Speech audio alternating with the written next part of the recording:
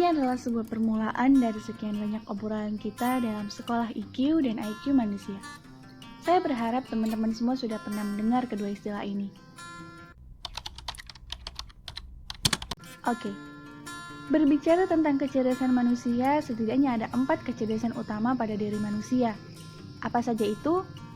Yaitu kecerdasan intelektual, kecerdasan emosional, kecerdasan spiritual, dan yang akhir-akhir ini ditemukan juga kecerdasan transendental.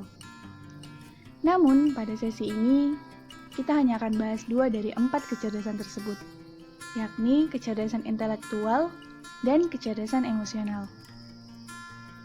Yang pertama, kecerdasan intelektual atau yang biasa disingkat IQ merupakan kecerdasan kognitif atau aktivitas berpikir manusia yang erat kaitannya dengan kemampuan mengingat, memahami, menganalisa, mengevaluasi, serta memecahkan masalah.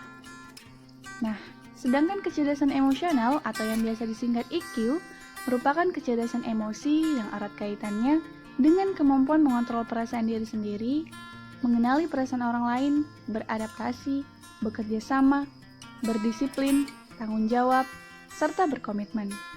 Nah, beberapa ahli di bidang ilmu psikologi memiliki definisi yang berbeda-beda tentang kedua hal ini. Misalnya, menurut Wechsler, inteligensi adalah keseluruhan kemampuan individu untuk berperilaku dengan tujuan, berpikir secara rasional atau masuk akal, dan kemampuan untuk dapat menyesuaikan diri dengan lingkungan secara efektif. Sedangkan, menurut Raymond Bernard Kettle, inteligensi terdiri dari 2 hal, yaitu fluid intelligence yang merupakan kemampuan dari bawaan biologis dan crystallized intelligence yang merupakan kemampuan yang dipengaruhi oleh lingkungan seperti lingkungan keluarga, pendidikan, kebudayaan, dan lain-lain. Nah, kemudian ini nih yang paling menarik. Ada sebuah pertanyaan terkait IQ manusia, yakni apakah IQ bisa berubah? Kok bisa IQ 100 turun menjadi 96? Jadi, menurut Kettle, crystallized intelligence bisa saja berubah, yaitu dengan adanya stimulus dari lingkungan.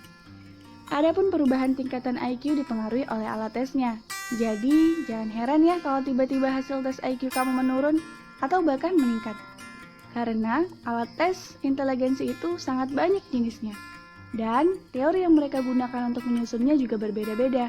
Masing-masing itu juga memiliki cara penilaian atau rumus mendapatkan IQ yang berbeda-beda. Maka, skor IQ-mu tidak bisa dibandingkan jika alat tesnya berbeda.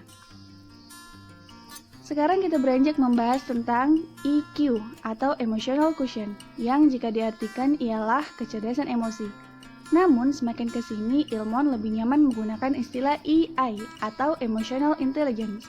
Dan perlu kita ketahui, yang disebut emosi itu tidak hanya ketika marah, tapi perasaan senang, kaget, takut, bahkan tertawa itu juga bagian dari emosi loh. Nah, secara lanjut, mari kita bahas apa itu EI.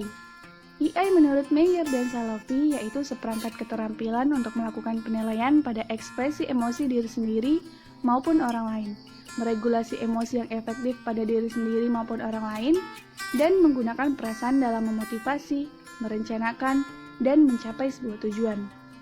Nah, orang dengan EI yang tinggi dapat lebih fleksibel dalam melakukan hal-hal yang berkaitan dengan pemanfaatan emosi karena mereka memiliki perencanaan yang fleksibel dan kreatif untuk mengarahkan perhatian dan cenderung memiliki motivasi yang sangat tinggi untuk memotivasi dirinya maupun orang lain.